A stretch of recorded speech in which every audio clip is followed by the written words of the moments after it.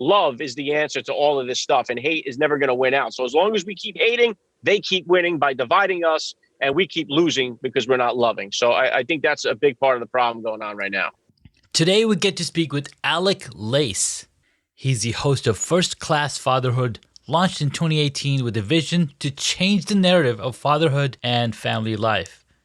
Now, his show quickly became one of the top parenting podcasts in America due to Alec interviewing some of the most famous fathers in the world, including Dean Cain, Deion Sanders, Tony Hawk, and Brady. Because of the show's popularity, Alec was invited on the field for the Super Bowl Media Day in 2019 to interview dads such as Tom Brady, Julian Edelman, and Bill Belichick. Additionally, our nation's heroes hold a special place in Alec's heart, and on his podcast, he has interviewed legendary servicemen such as Navy SEALs Rob O'Neill and Marcus Luttrell, Black Hawk Down pilot Mike Durant, Benghazi survivor John Tiegen, and Medal of Honor recipients Ed Byers, Dakota Meyer, and Michael Thornton. Alec does all of this while continuing to be a dedicated railroad mechanic, a position he has held for 20 years, and he even drives Uber on the weekends as a way to further spread his message. First Class Fatherhood can be heard each week on iHeartRadio, Spotify, Pandora, and Apple Podcasts. Let's listen into this conversation as we learn a bit more about Alec Lace. Thank you for tuning in to Hacks and Hobbies with your host, Junaid. We're visited by our amazing guests coming from all walks of life. We want to learn their story, their struggles, and their journey on how they got to where they are today. So stick around. Alec, thank you so much for coming on to the podcast. Hey, thanks for having me. It's an honor to be with you here today.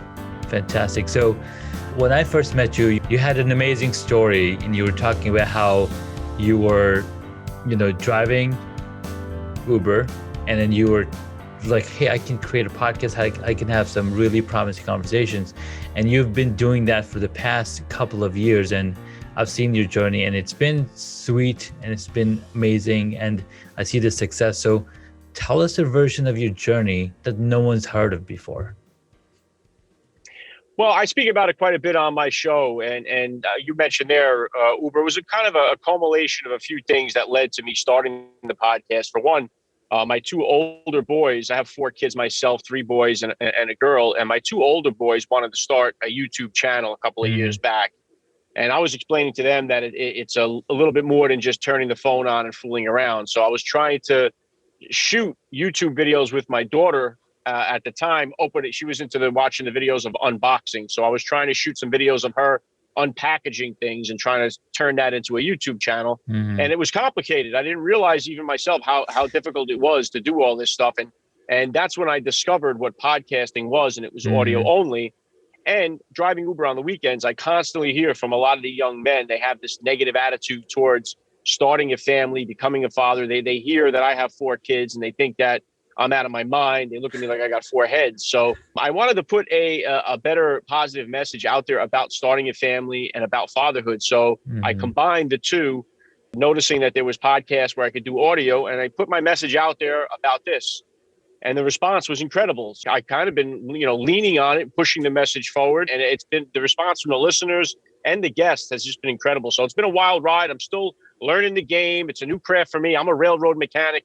I'm doing that 21 years. Wow. This is definitely a different profession. It's not something I have a history in or an education in.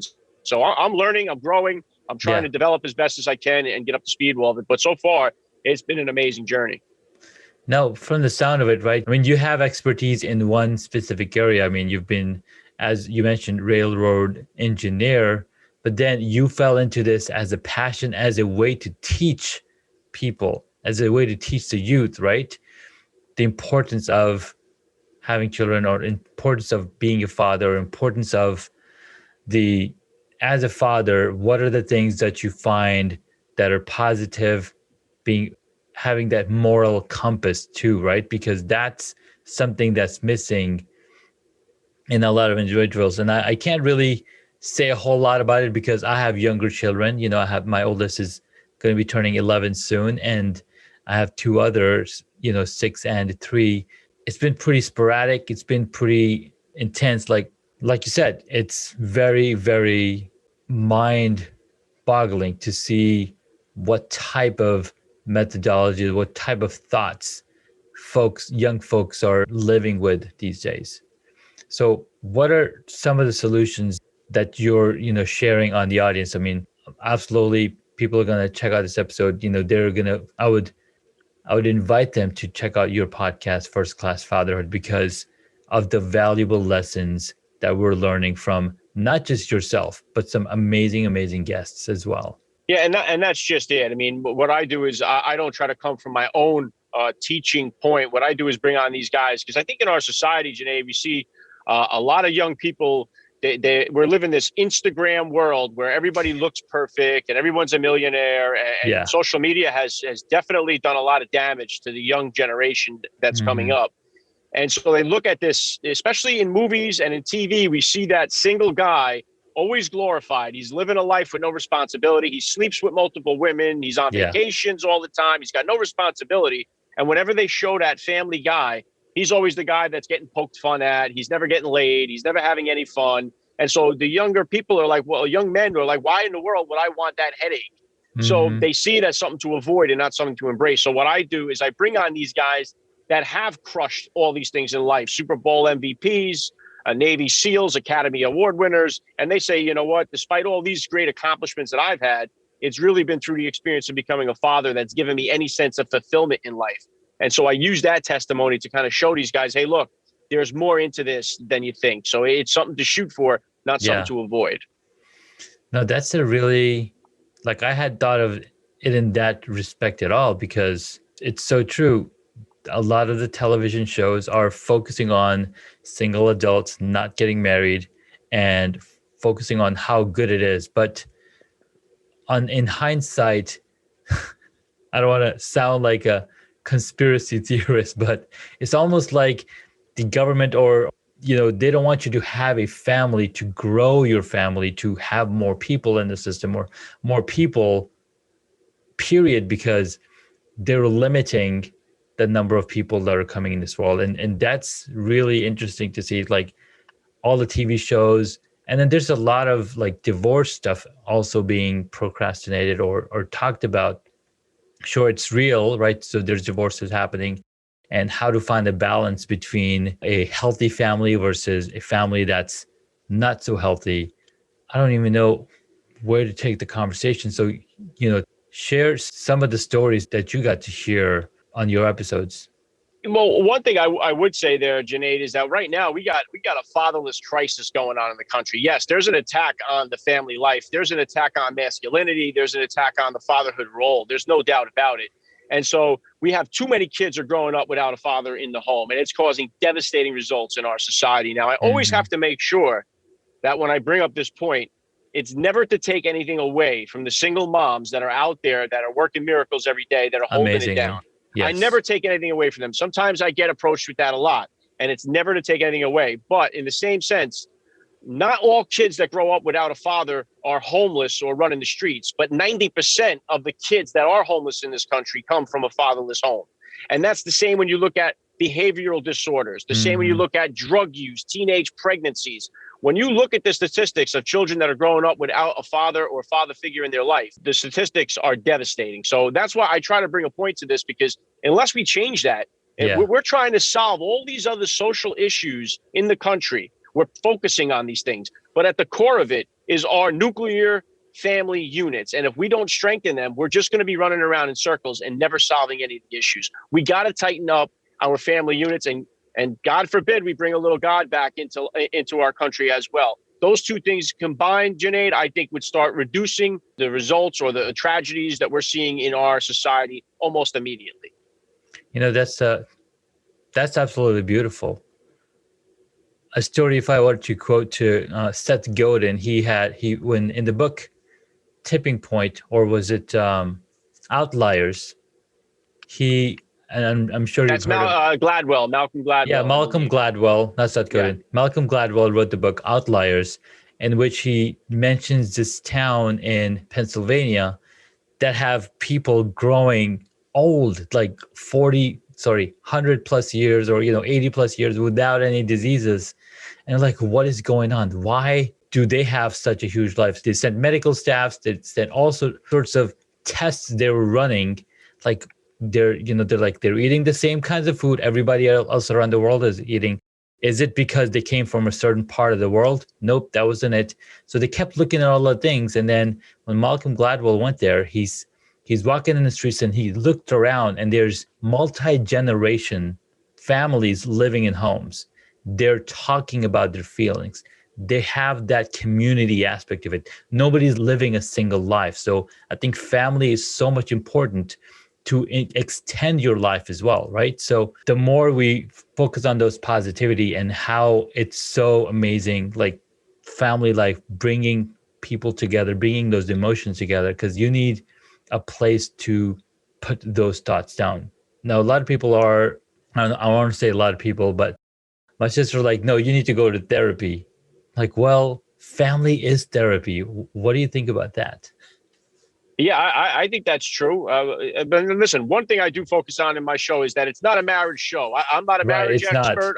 I'm not a marriage counselor. I just directly deal with fathers and their relationship with their kids, because I think you need to be secure and straight and happy before you can make anybody else happy. I do know that much. Like when you're on an airplane and the mask, they're going through the results, they say, hey, you got to put your mask on first before you help your kids out. If you can't do that for yourself. So I don't know if you need therapy or if anybody needs therapy. I'm not someone to say that. But I do know that your relationship with your kids, if you have that strong relationship, the chances of them needing therapy later in life is going to be drastically reduced. I do know that. So it's just more about now, because I haven't been through all these different experiences myself, I bring on dads that have been divorced and remarried, dads that have had to bury their children. I get these aspects of fatherhood from all walks of life and all backgrounds. And the message is always the same, no matter if they're on the left or if they're on the right, if they're a gay dad or a straight dad, if they're religious or a non-religious dad. We all want our kids to be happy, healthy, successful, and to be kind to other people. And we don't want to see them be sick, injured, hurt. So in a sense, we're all after the same thing here. We're a lot more alike than we are different. Although our pop culture, our media tries to drive a stake right through the heart of us and tell us that we should be hating one another, when it's just like you pointed to Malcolm Gladwell's thesis of that book there. Love is the answer to all of this stuff, and hate is never going to win out. So as long as we keep hating, they keep winning by dividing us, and we keep losing because we're not loving. So I think that's a big part of the problem going on right now. Man, that's so true. Love is definitely the answer, because when you bring love in the equation, everything gets erased, like literally everything, right? Wow. So we also talked about, your motivations for getting the podcast started, getting that conversation going, getting that message out. What keeps you, what's the one thing that keeps you motivated into creating more and more of these conversations with individuals? Well, the feedback from the listeners really keeps me going. I mean, a lot of encouragement. I get reached out by hundreds of dads from all over the world, really. I mean, I've reached out to dads from Australia and from Japan. I mean, it's like I got people reaching out to me from all over, and they love the message. Even moms. I get a lot of messages from moms that love the podcast. So the response has been overwhelming for me. And I have an overwhelming amount of people that want to come on the show. So I think the message is being well received. I just signed a book deal with HarperCollins. So nice. It'll be coming out next year in time for Father's Day in 2022. So I love the fact of being a part of something that's positive. Social media is just filled with so much negativity, and we see it all the time. So it's like, it's so easy to do that. And it's easy to get the clickbait by putting on and dunking on somebody else. And it's not what I'm after. I enjoy bringing some positivity, and I learn a lot and have become a better dad because of the show. So it's been a benefit personally to me, and it's been a benefit to others. It's a win-win situation. So I'll keep going until something bigger comes along, or until I lose interest in doing it. I'm doing it really from the heart and with a lot of passion. So I really love, I'm just, like I said, I'm sitting in my bedroom closet. This is where I interview all these people. So for me, my kids get a kick out of it. They love it. And one thing's for sure, when they grow up, my oldest is 14. When they grow up and they start having kids of their own, they'll have a treasure trove of fatherhood advice of me talking to all these heavy hitters. So it's a gold mine of information for them. And it's been a great experience for me. So that's kind of what keeps me going. Man, that's a beautiful answer. It's true, right? When your own kids' life's at stake, well, not the life, but their future, right? It depends on the knowledge that we're storing here in these conversations. There's this one term that's called the the wisdom of the old, right? Now, if somebody like, for example, yourself, you have over 20 years of experience as a railroad engineer. Once you go, Mechanic. mechanic, okay. Once you go, that knowledge, you can't really pass that knowledge and experience on to anybody. It's impossible. I think the best way to do is, and I don't know if this is my thought, but the best way that I found that works is just store as much information as we can in these conversations, because folks in the future can. I'm really off my game today. But it's true, because Yeah. usually journaling is a big part of this, where you can pass down your journals to your kids. Yes. Passing down pictures used to be a big thing, but now it's like there's pictures galore. But the video interviews like this and video testimonies like this are just going to be, I think, a gold mine for your kids going down the line. Yeah, no, 100%, 100%. So, trying to think where we should go. Conversation. Who is one of your role models in life that enables you to? I mean, I'm basically circling around the same question, but how should we go there? Go there. What's the next one?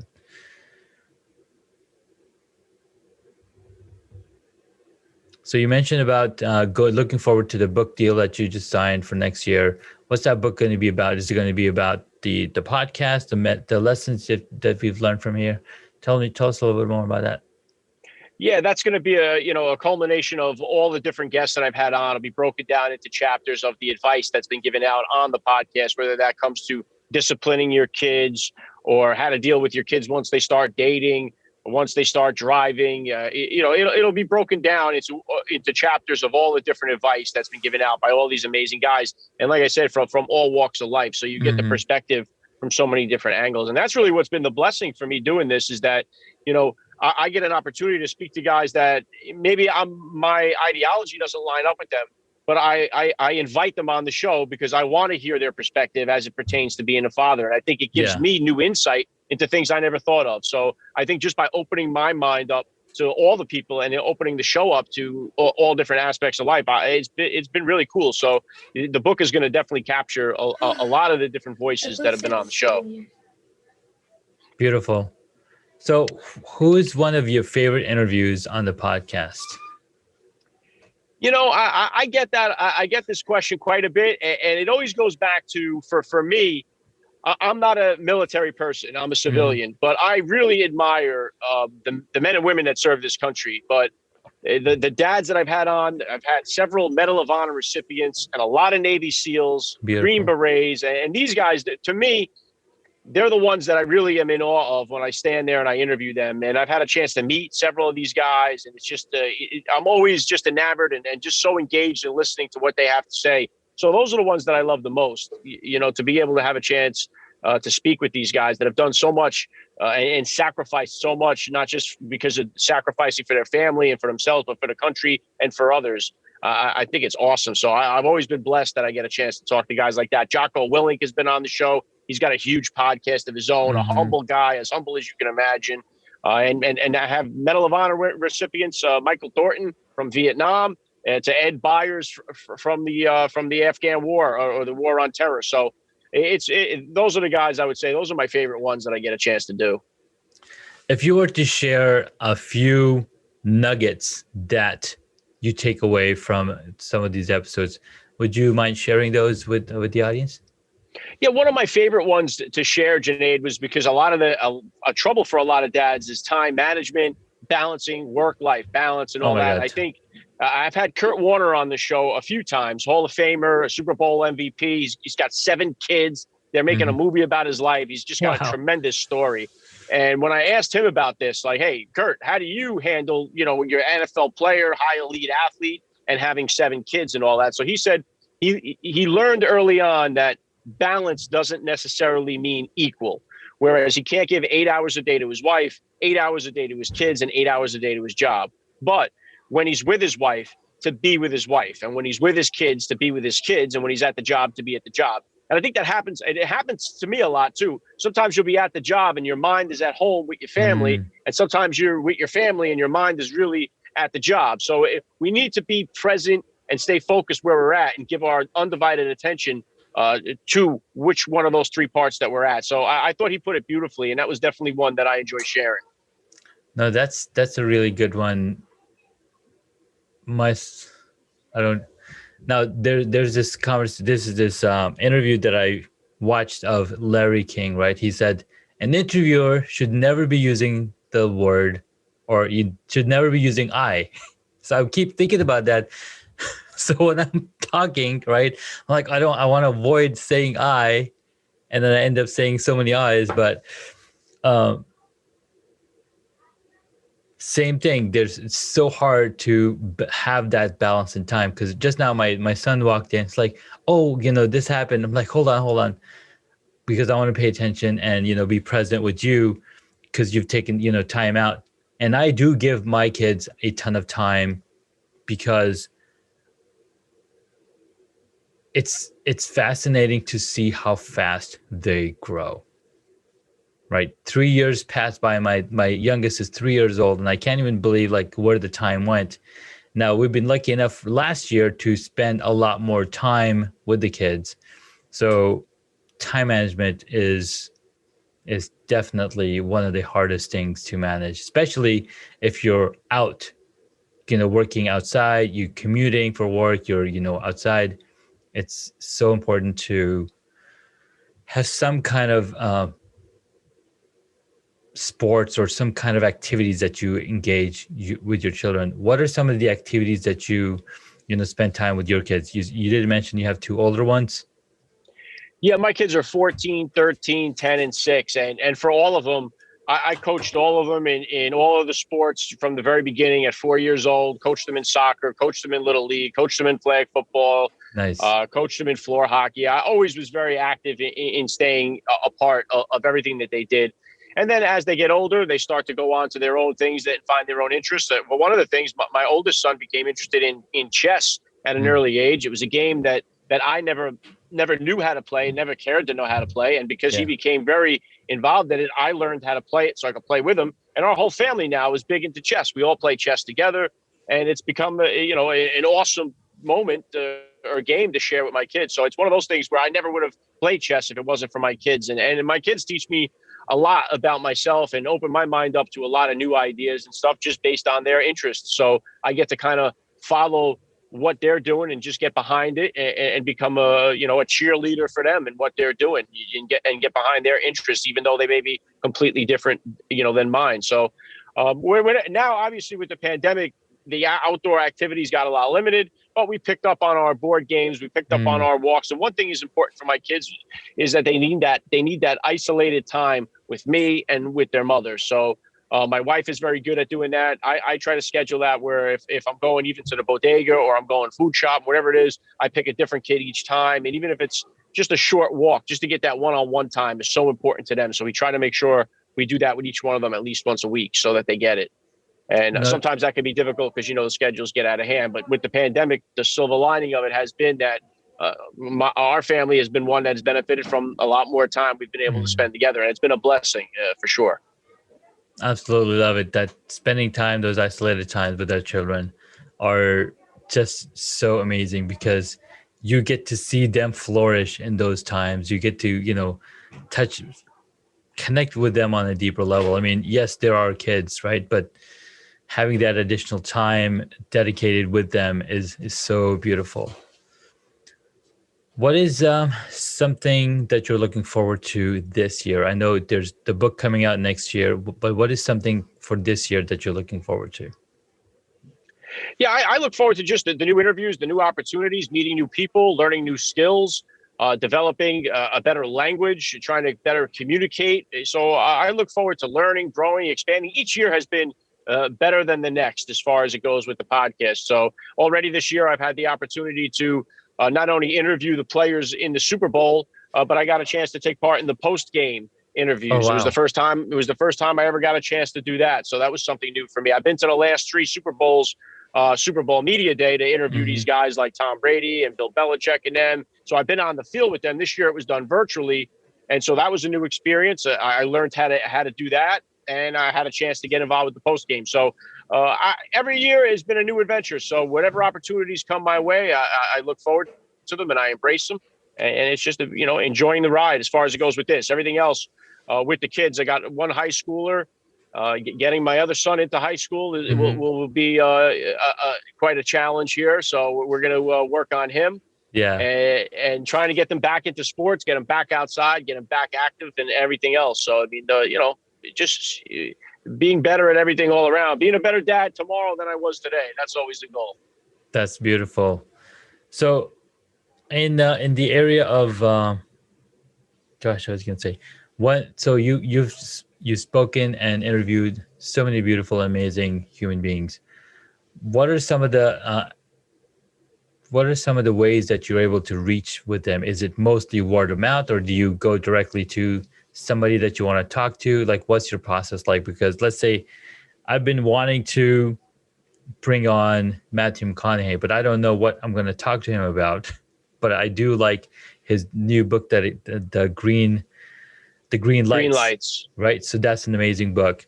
So like, what are some of the methodologies, or what are some of the ways that you go out and reach to people like this? Yeah, the best way to do it, Junaid, is direct. I mean, we have so much access right now to all these guys. They're on social media. They all have their accounts. They're pretty responsive a lot of times. So that's always the best way to do it first. And then you just try to use the Google machine and figure out who represents them, or how just Google, how do I get in touch with? And then there's usually somebody who has an answer, So Nice. it's not that difficult to really get in touch with most of these people. It's just, matter of fact, it's just whether or not you can convince them to come on your show, and if you can offer them some type of value to come on and give them a good reason to do so. I've definitely honed in on my pitch. I have tightened up on my pitch. I've worked on that extensively to make sure that I'm doing it right, and I'm making it enticing, and I'm offering some value to them to come on the show. So I think that's important. But yeah, finding ways to reach them. It's not like years ago when you had to handwrite a letter and wait a couple of weeks for a response. It's pretty instantaneous today. And we all have access to the information. So I still have written letters, though, too, to try to get guests on. I've been successful once or twice with that, too. So I still try the old school way. But the best way is direct. I mean, that's the easiest and most simple. Absolutely, 100%, man. I love that. So thank you so much, man. This was a ton of value. There's so much value in your podcast and the stories that you've shared. I absolutely love it. So at this point of the conversation, I like to take it a little more personal and ask questions about you growing up, and what are some of the things that make you tick. So what is the one hobby that you wish you got into and didn't get a chance? Yeah, I would love to have been made running a hobby of mine. I've never been somebody that enjoyed, and not that many people do enjoy running. I mean, there are some people that do, but even the guys that run even admit that they don't like it. So I definitely wish I would have got into running and maybe picked up an instrument when I was a kid. I would have loved to have been able to have some type of musical talent to pass on to my kids, or to say, hey, here's something I learned, let me teach you. So we have the kids involved in trying to learn an instrument, seeing if they like it. My daughter's trying to learn the piano right now, and they've all taken a turn somewhat. But it's different, I think, if the father has that talent or that hobby and he's able to pass that down to their kids. I think it has a better chance to stick. But those would be maybe two things I would say. That's a really good answer. I mean, and I think about myself, how my dad was not really into sports, like growing up, mostly indoors, working hard. And I did play sports going in college, but it wasn't like at a high level. Like I was never good at any sports. Again, the I thing. Okay, what did you want to be when you were a child? Man, I don't even remember, to be honest with you, Junaid. I was always just a hustler as a kid. Like I was always just trying to get the next buck, to get the next hustle going. I mean, that's really all it was. It was a moment to moment thing, and that's kind of how I got into doing auto mechanics. I learned a simple skill, and I just maxed out on it. So I started doing that at an early age, and just really wanted to make money. I got myself in a lot of trouble, as a young guy. I mean, I'm a recovering alcoholic, a recovering addict, a gambler. I mean, you name it. I mean, I was kind of living that fast paced lifestyle for quite a long time there that caught up with me. Cost me a lot of lessons in life, but it was one of those things. I was always just trying to make that quick buck early on. I didn't really have any thought of like, oh, let me be this or that. It was just, make the next dollar. Yeah, got it. Hustler life. Beautiful, man. So tell me what some of your favorite movies or TV shows that you enjoy. Yeah, I'm an old school movie guy. My father had me when he was 50 years old. So he was born in 1930. So he came from that old school, and I grew up watching all them. So I'm a big Jimmy Cagney fan, a big Humphrey Bogart fan. My favorite movie is Angels with Dirty Faces. It's the movie I love. But I mean, I like a lot of the other ones too as well. A lot of Marx Brothers and a lot of Three Stooges. I always watch with my kids. Oh my God, I love the actual First Class Fatherhood title came from a couple of things, but one was a movie, Brother Orchid, with Edward G. Robinson and Humphrey Bogart, where Edward G. Robinson is this gangster and he's on the run. He gets shot and he falls into this monastery filled with brothers, and he hides out there as they nurse him back to health. And he kind of observes what these guys are doing. These guys are just providing service to other people and not taking anything in return. They're living a humble lifestyle. They're just doing good acts of kindness, good acts of service in the community. So he's kind of like taken back and looks at these guys like they're the biggest suckers in the world. Like, look at these guys. They're doing all this work. They ain't getting no bread for it, like kind of in that vernacular. And then he goes back, once he heals up, he goes back into the crime life. And then the end of the picture, he comes back and he says, all my life I was a guy looking for class. I thought it came in fancy clothes and traveling in high society, but I found out that you people, this is the true class, and so that's kind of a moment that stuck with me too. And part of the whole idea of first class fatherhood, the role of the father, this is really where class is. Like, we try to chase it in so many other things in life. We think that once we get the status or the big home or the big job or the big promotion or whatever it may be that we think we're chasing in the material world, we come to find out at some point that was never it. And that fatherhood is really where the true class is. So that's really why I call it first class fatherhood. Man, I love that story. That's so beautifully told. It's beautiful. What movie would you choose if you got to play a character in it? Oh, that's tough. I mean, I would, like I said, my favorite is Angels Dirty Faces. I'd love to play Rocky Sullivan, so I would love to give it a shot. But I mean, I don't know. I've never really considered like what I would want to play if I could play a role. I'd love to be able to have the talent to do something like Denzel Washington in Training Day. I thought that was a great performance. He has so many great lines in the movie, but it's difficult to put myself in those positions, but I definitely enjoy watching the films for sure.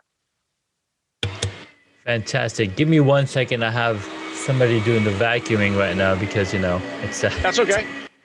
We're right back. Let me pause. All right, we're back on. Okay. So we talked about what movie would you choose if you got to play a character in it. Next question. Who is your favorite superhero? Or if not, a superhero power? I would probably say maybe not. I would like to have that invisible power, like from the Invisible Man. I think that would be a pretty cool one to have, But as far as superheroes, I was always, I always enjoyed the Incredible Hulk when I was a kid, and that's one of the things that's awesome about today, where we have the opportunity to like Netflix, Hulu, YouTube, all this stuff, where we could share the films and movies that we grew up with our kids. So I love to put on the old school Super Friends, the cartoon. Thundercats and G.I. Joe. And I get a chance to share those with my kids. I like them so much better than today. Like, I took my kids to see that Marvel end game, and it was like a snooze fest for me. Like 3 hours, it just seemed to go on and on. It's like, just put the superheroes on the screen already. You know? So I like the older ones. So I was an Incredible Hulk fan as a kid. Nice, I love it. If you were a board game, what would it be? You know, we play a lot of board games, and there's a lot of cool ones that are out there. And our family, we play this this game, Catan, which is a good one. Oh my God. We play Camel Up, which is a Z-Man game. We play Ticket to Ride. So there's so many great board games that are out there. But I'd have to go back to Clue. I mean, I love when we get a chance as a family to play that game. So I want to be in the Clue room trying to solve the mystery. You know, that's definitely where, if I could put myself there as a little figurine in a board game, it'd be like Colonel Mustard or something, or Professor Plum, and get me in there. Let me find out who killed Mr. Body. Nice. I love it, man.